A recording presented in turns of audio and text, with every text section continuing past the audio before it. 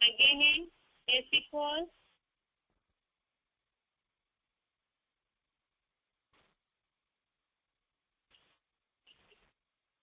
Basic course में कल हमने देखा है परमात्मा अजन्मा है, उसके लिए श्लोक देखा था। 10वें अध्याय का तीसरा और 10वें अध्याय का 12वां श्लोक, अध्याय 10 श्लोक नंबर 3, अध्याय 10 श्लोक नंबर 12, इसमें परमात्मा अजन्मा है। ये दोनों श्लोकों में शब्द आया हुआ है कि जो मुझ शिव बाबा को अजन्मा, अगर्भा, अनादि और त्रिलोक का महान शासक जानता है। और 12वें श्लोक में भी नीचे की लाइन में आया हुआ है, अगर्भ अजन्मा होने से आदि अनादि देव है।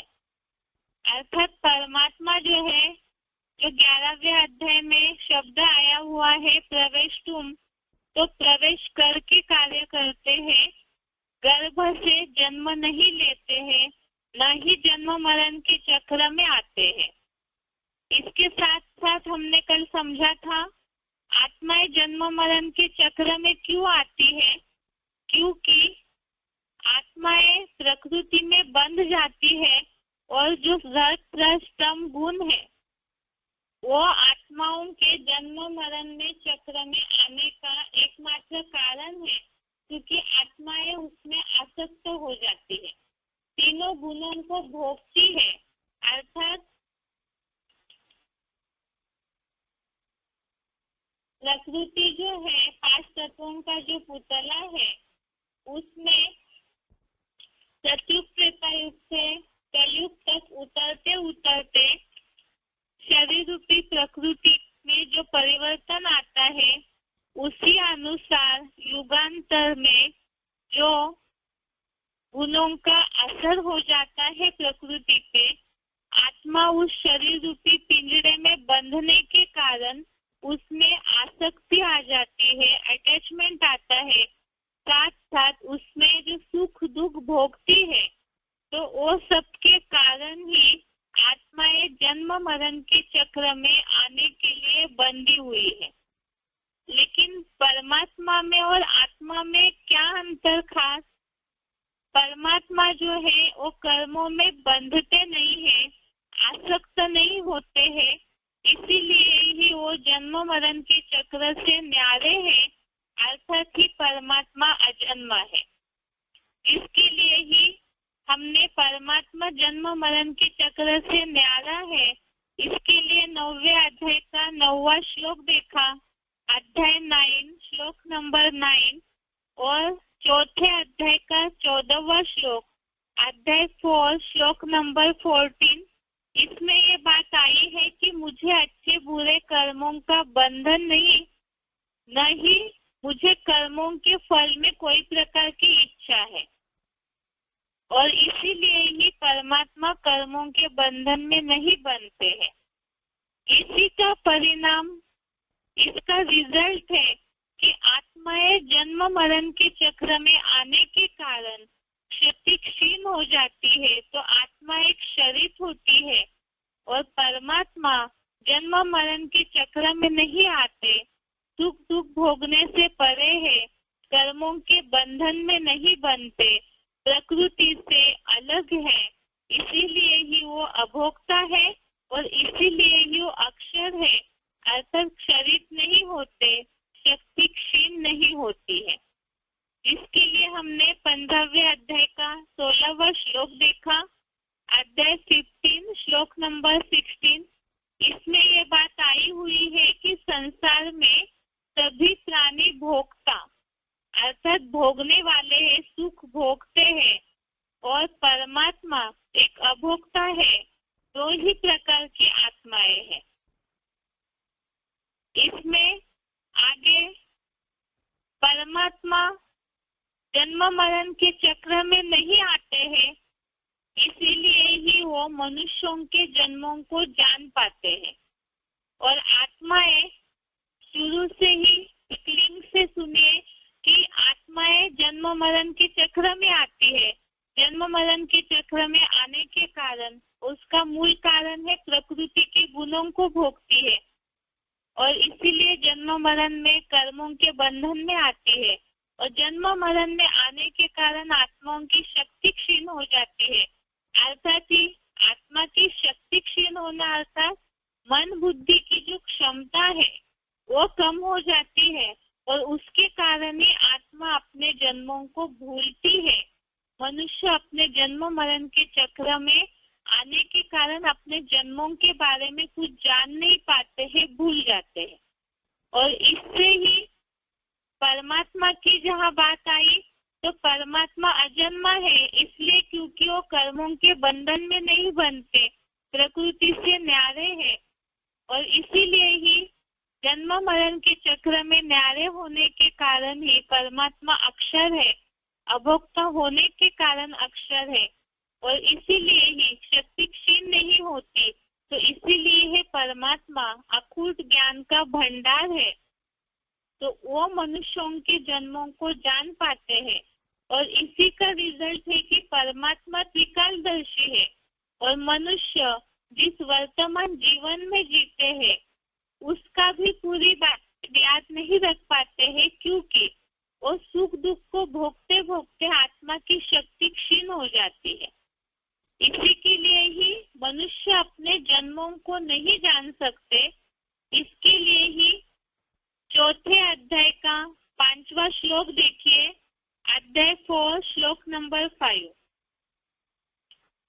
चौथे अध्याय का 5वां श्लोक, इसमें भगवान ने बताया है बहुनी में व्यतीतानि जन्मानि तव चार्जुन तानि अहम वेद सर्वाणि न त्वं वेत्थ परन्तप।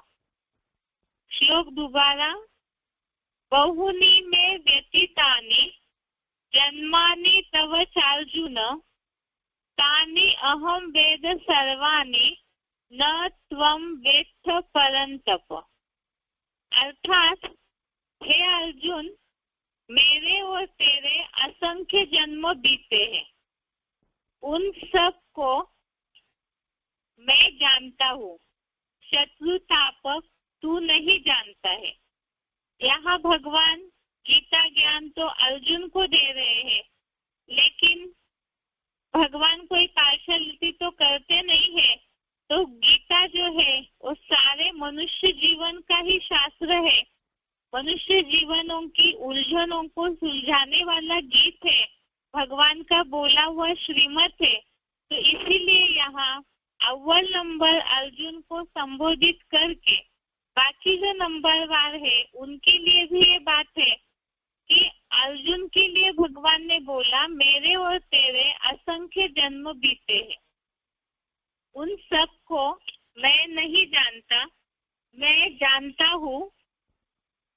मेरे और तेरे असंख्य जन्म बीते हैं, उन सब को मैं जानता हूँ, शत्रु तापक तू नहीं जानता। तो इसीलिए ही यहाँ क्लैरिफिकेशन में ये बात लिखी है कि जन्मांतर में इंद्रिय सुख भोगते भोगते पूर्व जन्म की बातों को भूल जाता है। मनुष्य जो है वो सुख भोगते भोगते पूर्व जन्मों की बातों को भूल जाते हैं, जबकि नीचे जो क्लैरिफिकेशन लिखा हुआ है उसमें ये बात बताई है कि चतुर्युगी का ड्रामा हूबहू रिपीट होता है क्योंकि हर एक स्टार जैसे आत्मा रूपी रिकॉर्ड में अपना अपना निश्चित अनादि जन्मों का पार्ट भरा हुआ है जो कल्प नाम की चतुर्युगी में बार बार हूबहू रिपीट होता है। 4 सीन का बेहद अविनाशी ड्रामा है। तो इसमें हूबहू जो रिपीट होता है ड्रामा, उसमें जन्म भी रिपीट होते हैं, लेकिन मनुष्य जो है इंद्रिय सुखों को भोगते भोगते पूर्व जन्मों की बातों को भूल जाते हैं। और यहाँ जो मेरे और तेरे असंख्य जन्म बीते हैं, इसके लिए क्लैरिफिकेशन बताया है कि कलयुगांत में यदा यदा ही धर्मस्य, और रामायण में जो लिखा हुआ है कल्प कल्प लगी प्रभु अवतारा, अर्थात कल्प के अंत में जो परमात्मा का अवतरण होता है उससे रिलेटेड ये बात बोली कि परमात्मा का जहाँ अवतरण की बात है वो असंख्य कल्पों के अंत में अवतरण हुए हैं और अर्जुन के भी चतुर्युगी में असंख्य जन्म बीते हैं और कल्प कल्प ये हुबहू रिपीट होता है, लेकिन मनुष्य उन बातों को भूल जाते हैं, परमात्मा नहीं भूलते हैं। इसका कारण परमात्मा त्रिकालदर्शी है, अभोक्ता है, इसलिए अक्षर है और शक्ति क्षीण नहीं होती, अखुट भंडार है ज्ञान का उसी के कारण, इसीलिए ही वो त्रिकालदर्शी है। और भगवान त्रिकालदर्शी है तो तीनों कालों को जानते हैं और इसीलिए ही वो मनुष्यों के जन्मों के बारे में जानते हैं, लेकिन मनुष्य आत्माएं अपने जन्मों के बारे में नहीं जानती है। त्रिकालदर्शी पने का श्लोक हमने आत्मा के पाठ में भी देखा है, 7वें अध्याय का 26वां श्लोक, अध्याय 7 श्लोक नंबर 26। ये सारे श्लोक हम आत्मा के पाठ में देखे हैं, लेकिन यहाँ परमात्मा का वर्णन की बात है, परम धाम के बारे में समझना है, इसीलिए ही ये श्लोकों का रेफरेंस दोबारा लिया है। 7वें अध्याय का 26वां श्लोक है, वेदाहम सम्तितानि वर्तमानानि चार्जुन भविष्यानि च भूतानि माम तू वेद न कश्चन।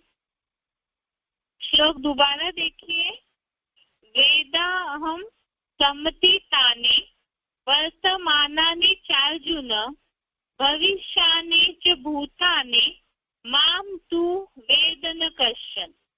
अर्थात हे अर्जुन, मैं संपूर्ण भूतकालीन और वर्तमान व भविष्यगत प्राणियों को बुद्धिमानों की बुद्धि होने से जानता हूँ, किंतु मुझे कोई नहीं जानता।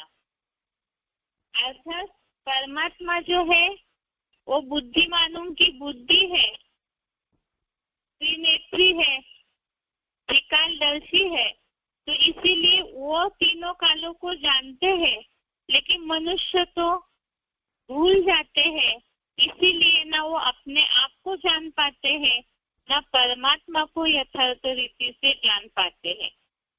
ये बातें इसलिए समझना जरूरी है क्योंकि परम धाम में जहाँ परमात्मा को दिखाया हुआ है और साथ में आत्माओं का जो सेटिंग है, इसमें ये प्रश्न उठ सकता है जिज्ञासुओं को कि क्या इस तरह से आत्मा यहाँ ही रहती है या इनका कुछ आना जाना चलता है।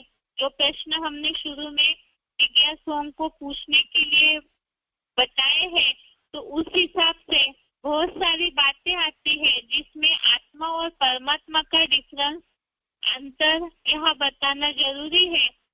तो यहाँ ये बात क्लियर हो गई कि परमात्मा त्रिकालदर्शी है क्योंकि वो जन्म मरण के चक्र में नहीं आते हैं। अब आगे बात हमारी चल रही थी जिज्ञासुओं को समझाने के लिए परम धाम के लिए कि परम धाम जो मूल वतन है, साइलेंस वर्ल्ड है, इसके बारे में अलग अलग धर्म वाले भी इस बात को जानते हैं। जैसे मुस्लिम लोग अर्श कहते हैं, अंग्रेज लोग सोल वर्ल्ड कहते हैं और हिंदुओं में तो भक्ति मार्गीय लोग ब्रह्मांड, ब्रह्म महातत्व कहते हैं, पार निर्वाण चला गया ऐसे कहते हैं। तो उस परम धाम के बारे में अभी हमें समझना है और विस्तार से कि परम धाम का जो चित्र दिखाया हुआ है 3 लोक के चित्र में, उसमें ध्यान से देखिए। वैसे तो एडवांस में चलने वाले जिज्ञासुओं को ये बात पता होती है, लेकिन जो नए जिज्ञासु है हो सकता है सभी को, गीता तो सभी पढ़ते हैं, लेकिन ऐसा जो चित्र है वो कहीं भी दिखता नहीं है। इसीलिए ही इस चित्र के बारे में समझना है कि ऊपर जो आत्माओं का सेटिंग दिखाया हुआ है परम धाम का, उसे देखिए। और उसी के साथ साथ नीचे भी उल्टा जो कल्प वृक्ष दिखाया हुआ है, उसका जो आकार है उसी रूप में मिलता जुलता दिखाया हुआ है। अब इसका क्या कनेक्शन है ये भी हमें समझना है इस चित्र के द्वारा, कि ऊपर जो परम धाम में आत्माओं की रचना का क्रम है उसका, और नीचे सृष्टि पर जो आत्माओं का उल्टा झाड़ दिखाया हुआ है, मनुष्य सृष्टि का झाड़ जो पृथ्वी लोक में दिखाया हुआ है, इसका कनेक्शन है। सबसे पहले तो हम परम धाम के बारे में देखते हैं। परम धाम में ऊपर से अगर देखेंगे तो सबसे ऊपर एक ही बिंदी दिखाई हुई है आत्मा की, उसके नीचे फिर सेटिंग दिखाया गया है थोड़ी थोड़ी आत्माओं का, और फिर वो विस्तार होकर के नीचे एक झाड़ के रूप में बड़ा सा सेटिंग दिख रहा है। तो ये इस तरह से क्यों है? इसका मतलब जन्म मरण के चक्र में आने वाली जितनी भी भोगी आत्माएं हैं, परम धाम में उन आत्माओं की स्थिति का क्रम हमें समझना है। सबसे पहले जितना इस सृष्टि रंगमंच पर आकर श्रेष्ठ कर्म करने वाली आत्मा है, उतना ही वो परे से परे भगवान के नजदीक रहने वाली भी होगी। यहाँ सृष्टि रंगमंच पर अर्थात इस धरती पर 5 तत्वों के कनेक्शन में आने के बावजूद भी जो आत्माएं जितना यहाँ अच्छा पार्ट बजाती है, वो आत्माएं परम धाम में भी भगवान के उतना ही नजदीक पार्ट बजाने वाली होगी। और जितना ही यहाँ निकृष्ट अर्थात नीचे दर्जा का आसुरी योनियों का कर्म करने वाली पार्ट बजाने वाली मनुष्य आत्माएं होगी, वह उतना ही नीचे की ओर होगी और उनकी संख्या जास्ती होते जाती है। और इसके साथ साथ जितनी आत्मा सूक्ष्म होगी उतनी ही पावरफुल होगी और उतना ही वो पृथ्वी से दूर जा सकेगी, अर्थात 5 तत्वों के आकर्षण से उतनी ही परे हो जाएगी। और जितना आत्मा स्थूल होगी, देहभान वाली होगी, प्रकृति से अटैच वाली होगी, उतना ही वो पृथ्वी के 5 तत्वों के नजदीक रहेगी। इसे एक बार और अच्छी तरह से समझते हैं। जैसे परम धाम में जो सेटिंग दिखाया है, जिन्होंने भी ऑडियो नंबर 54 सुना होगा, बहुत पुराना ऑडियो है, उसमें बहुत अच्छे से शिव बाबा ने इस बात को परम धाम की सेटिंग को क्लियर किया हुआ है कि परम धाम जो है वो जैसे पृथ्वी गोल है, तो उसके आसपास जो परिधि है उतना ही परिधि में दूर में उतना ऊंचाई में परम धाम फैला हुआ है। और उसमें खास बात यह है कि जितनी ही आत्माएं सूक्ष्म स्टेज वाली आत्मिक स्थिति वाली होगी, बिल्कुल बिंदु रूप स्टेज वाली होगी, अर्थात यहाँ पुरुषार्थी जीवन में संगम युग में जो आत्माएं जितना ज्यादा निसंकल्पी स्टेज का पुरुषार्थ करते हैं, या तो कर्मों में भी देहभान से परे रह करके कर्म करते हैं, तो वो आत्माएं उतना ही जल्दी परम धाम में परमात्मा के नजदीक पहुंचेंगी। और जितना ही देहभान ज्यादा होगा तो उतना ही वो आत्माएं नीचे नीचे की ओर होगी। अब यहाँ सिर्फ पुरुषार्थी आत्माओं की ही बात नहीं, बल्कि सारी मनुष्य सृष्टि का ही झाड़ ऊपर परम धाम में आत्माओं के झाड़ के रूप में है, तो वो सभी के लिए ही ये बात है। साथ में ही जो बताया दिशाएं जो है वो इस लोक की बात है, स्थूल वतन की, साकार लोक की बातें, जहाँ 5 तत्वों का कनेक्शन है। लेकिन परम धाम जो इस भौतिक दुनिया से बहुत परे है, तो वहाँ पर दिशा की कोई बात नहीं है। समझने के हिसाब से यहाँ शिव बाबा ने ये बात बताई है अच्छे से कि जितना ही पृथ्वी का गोल उतना दूर दूर में, परिधि में, उतना ऊंचाई में आत्माओं का अपना सेटिंग रहता है। और साथ में ही जो आत्मा जितनी ज्यादा सूक्ष्म स्टेज वाली, परे रहने वाली होगी, मन बुद्धि की एकाग्रता वाली होगी, देह भान से न्यारी होगी, तो उतना ही वो ऊंचाई में, परम धाम में परमात्मा के नजदीक रहेगी। और उसी आधार से वो उससे नीचे, अर्थात जितना ऊंचाई में रहेगी, तो उससे नीचे जितने भी आत्माओं का परिधि में घेरा होगा, तो उन सब के ऊपर कंट्रोलर बन के रहेगी। जैसे परमात्मा, सुप्रीम सोल, ईश्वर, इनको परम धाम की सेटिंग में सबसे ऊपर दिखाया हुआ है और उससे नीचे सारी आत्माओं को दिखाया हुआ है। ऐसे ही परमात्मा या ईश्वर की जो बिंदी है, सुप्रीम सोल, उससे नीचे कुछ आत्माओं को दिखाया है। अर्थात वो आत्माएं अपने से जो नीचे आत्माएं होगी उन पे कंट्रोल करेगी।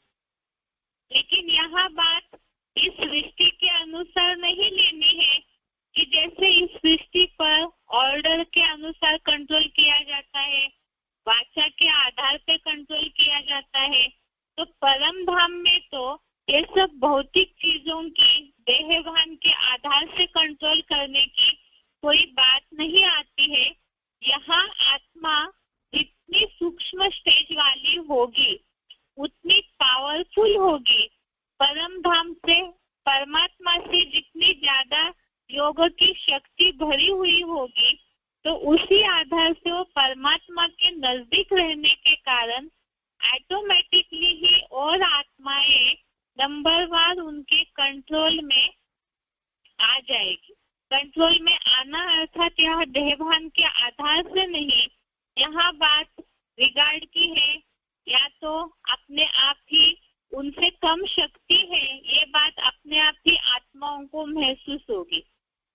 जैसे कि परमात्मा के लिए सब जानते हैं ईश्वर से शक्तिशाली कोई भी नहीं है, इसी तरह से यहाँ परमात्मा जो ऊंची स्टेज में दिखाए हुए हैं और मनुष्य आत्माएं नंबरवार नीचे है, तो सृष्टि पर जितनी भी मनुष्य आत्माएं हैं, कितनी भी बुद्धिशाली हो, लेकिन ईश्वर के आगे सब जानते हैं कि हमारी शक्ति कम है। तो इसी तरह से नंबरवार जैसे जैसे आत्माएं आत्मिक स्टेज में टिकती जाएगी, तो वैसे वैसे ही आत्माएं अपने आप ही इस बात को महसूस करते जाएंगे। साथ में ही बहुत से जिज्ञासुओं को हो सकता है ये प्रश्न भी निर्माण हो कि ये तो मनुष्यों की बात हो गई कि जितना जो सूक्ष्म स्टेज वाले होंगे वो परम धाम में परमात्मा के उतने नजदीक रहेंगे, और जितना ही जो देहभान वाले या प्रकृति से अटैच वाला पार्ट बजाने वाले या तो नीचे कर्म करने वाले, निकृष्ट कर्म करने वाली आसुरी योनि वाली आत्माएं होगी, वो उतना ही नीचे नीचे होगी। ये तो मनुष्य आत्माओं के कर्मों के हिसाब से सेटिंग हो गया। अब बाकी जो है पशु पक्षी है, कीड़े मकोड़े है, पेड़ पौधे है, जिनमें आत्माएं है, तो जिनमें भी चैतन्यता है, जिनमें आत्मा है, तो उन सबका भी परम धाम में सेटिंग कैसे होगा?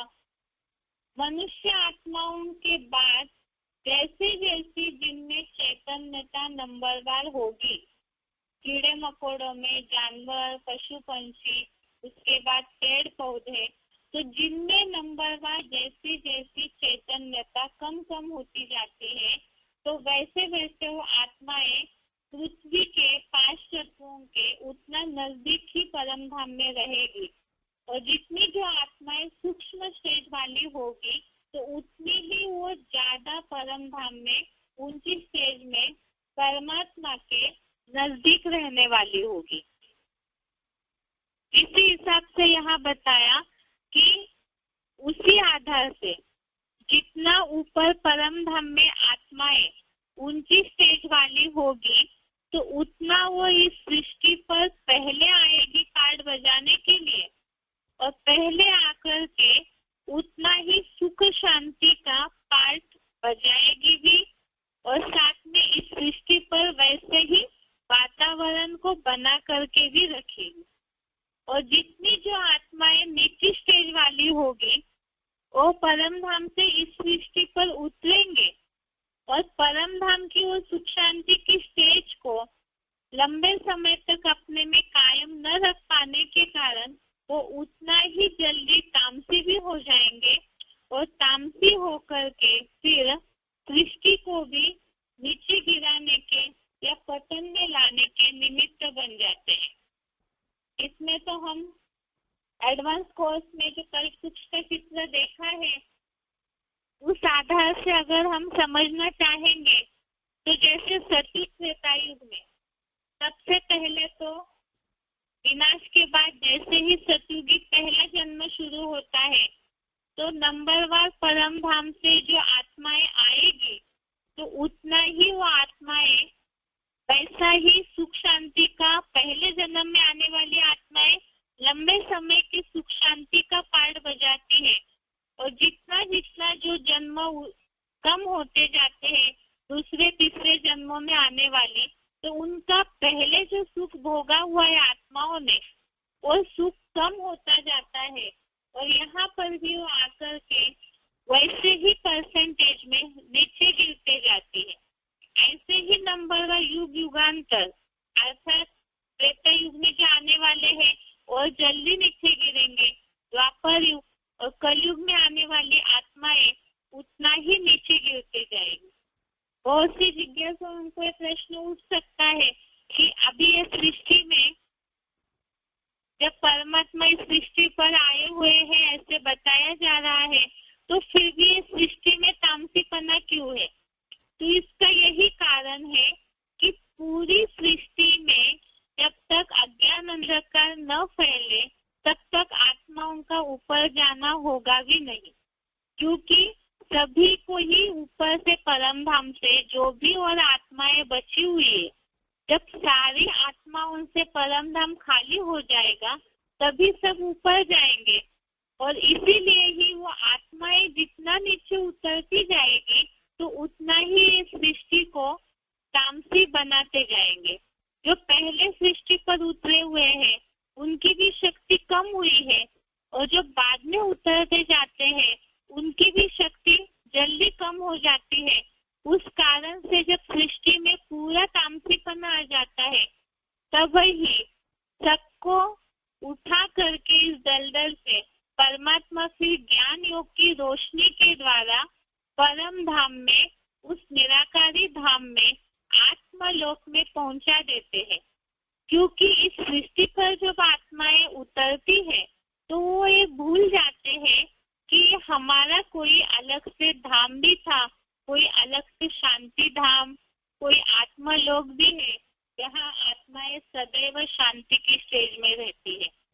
इस सृष्टि पर आकर के सृष्टि को ही अपना सब कुछ समझने लगे और इसीलिए ही दुख अशांति में भटकते रहे, तो तब जाकर के जब इस बात का रियलाइजेशन होगा नंबरवार सभी आत्माओं को, तब सबको एक साथ परम धाम ले जाया जाएगा। और उसी के लिए ही ये परम धाम का सेटिंग इस तरह से दिखाया हुआ है। आज हमने इस बात को समझा है कि परम धाम में आत्माओं का क्रम क्या है। जैसे बताया जन्म मरण के चक्र में आत्माएं आती है तो उसके कारण दुख भोगने लगती है, प्रकृति के अटैचमेंट में आती है, तो उसी के आधार से यहाँ आत्माओं का क्रम भी परम धाम में उसी आधार पे नोंद किया हुआ है। जितना ही सृष्टि मंच पर श्रेष्ठ कर्म करने वाली आत्मा होगी वो उतना ही ही परम धाम में भी भगवान के नजदीक रहने का पाठ बजाने वाली होगी। दूसरा, जितना ही यहाँ सृष्टि पर निकृष्ट आसुरी योनियों का पाठ बजाने वाली, कर्म करने वाली आत्माएं होगी, वो उतना ही नीचे की ओर परम धाम में भी परमात्मा से उतना ही दूर रहने वाली होगी। जैसे बताया कि ऊपर जो परम धाम में आत्माओं का सेटिंग दिखाया हुआ है वो, और नीचे जो मनुष्य सृष्टि का उल्टा रुख दिखाया हुआ है, ये दोनों भी जो सेटिंग है ये मिलता जुलता है। और इसी आधार से, क्योंकि ऊपर जैसे आत्माओं का परम धाम में क्रम होगा, उसी आधार से नीचे भी आत्माएं सृष्टि मंच पर पाठ बजाती है। इसी आधार से जितनी आत्मा सूक्ष्म होती है उतनी ही वो पावरफुल भी होती है, और उतना ही वो पृथ्वी से 5 तत्वों के आकर्षण से दूर जाने वाली भी होगी। और जितनी स्थूल होगी, साकार में 5 तत्वों के अटैचमेंट वाली होगी, उतना ही वो पृथ्वी से नजदीक रहने वाली होगी। और इसी आधार से परम धाम में भी आत्माओं का सेटिंग वैसे ही होता है। जितना सूक्ष्म स्टेज वाली, जितना बिंदु रूप स्टेज वाली, उतनी ही वो आत्मा परमात्मा के नजदीक रहने वाली होगी, क्योंकि उनकी मन बुद्धि की एकाग्रता के आधार से वो सूक्ष्म पाठ बजाने वाली पृथ्वी से उतना ही दूर ऊंचाई में परम धाम में रहती है। जैसे परम धाम के लिए समझाया कि परम धाम में पृथ्वी जैसे गोल है, तो वैसे ही गोल पृथ्वी के पूरा परिधि में परम धाम में वैसे ही गोल फैला हुआ है। और साथ में ही इसमें बताया, जैसे पृथ्वी में 5 तत्वों के कारण दिशाएं होती है, तो परम धाम में दिशाओं की बात नहीं है, क्योंकि वहाँ 5 तत्वों का कोई कनेक्शन नहीं होता है। समझने के हिसाब से है ये बात कि जितना ही आत्मा यहाँ परे से परे पाठ बजाने वाली होगी, उतना ही वो परम धाम में ऊंचाई में होगी, और उतना ही वो अपने नीचे जो परिधि में आने वाली आत्माएं हैं उन पर कंट्रोल करने वाली होगी। जैसे यहाँ परम धाम में जो सेटिंग दिखाया है, परमात्मा सुप्रीम सोल को सबसे ऊपर दिखाया है, सबसे नीचे जो भी आत्माएं हैं तो सबके ऊपर परमात्मा का कंट्रोल रहेगा। इसी तरह से नंबरवार जो आत्माएं परम धाम में ऊंचाई में होगी, तो उससे नीचे जो आत्माएं हैं उन सब पे उनका कंट्रोल रहता है। ये तो हो गई मनुष्यों की, मनुष्य आत्माओं की बात। अब हो सकता है जिज्ञासुओं को ये प्रश्न निर्माण हो कि जो कीटक, पशु, पंछी, पेड़ पौधे जिनमें भी चैतन्यता है, उनमें भी तो आत्माएं हैं। और इसी से ये भी कनेक्शन है कि मनुष्यों का प्रभाव ही ये जो जीव जंतु, पशु पंछी है, इनके ऊपर होता है। इसी आधार से ही परम धाम में मनुष्य आत्माओं की सूक्ष्म स्टेज जितनी ज्यादा, उतनी परम धाम में परमात्मा के नजदीक, और जितना ही निकृष्ट आत्माएं उतना वो नीचे पाठ बजाने वाली जो आत्माओं का झाड़ भी नीचे की ओर विस्तार वाला दिखाया है, अर्थात श्रेष्ठ आत्माओं की संख्या कम और निकृष्ट पाठ बजाने वाले आत्माओं की संख्या ज्यादा होती है। और मनुष्य आत्माओं के बाद कि पशु, पंछी, कीटक, मकोड़े जो भी है, जिनमें जैसी जैसी नंबरवार चैतन्यता कम कम होती जाती है, तो उतनी ही वो आत्माएं पृथ्वी से परम धाम में नजदीक रहने वाली होगी। और इसी आधार से जो आत्माएं जितनी ऊंची स्टेज वाली आत्मिक स्थिति वाली होगी, वो सृष्टि पर पहले आती है, और जितना ही नीची स्टेज वाली होगी वो उतना लास्ट में आकर के फिर थोड़े समय ही सुख शांति का पाठ बजा के तुरंत तामसी पाठ बजाने वाली होती है। और इसीलिए ही सृष्टि पर कलयुगांत में ऐसे हालत हो जाती है, जनसंख्या भी बढ़ने लगती है और साथ साथ जो आत्माएं जितना देरी से उतरेगी, थोड़ा सा अपना पार्ट बजा के सुख का, फिर तुरंत तो तामसी भी होने लगती है। इस तरह से ये परम धाम में आत्माओं का क्रम हमने समझा है। कल हम देखेंगे कि ऊपर जो परम धाम में आत्माओं का झाड़ है और नीचे जो सृष्टि वृक्ष मनुष्यों का दिखाया है, इसका कोई कनेक्शन है क्या, जिसके बारे में गीता में भी श्लोक आया हुआ है, ऊर्ध्व मूलम अधः शाकम, उसका क्या राज है, इसे हम कल समझते हैं। आज के लिए यहाँ तक ही। ओम शांति।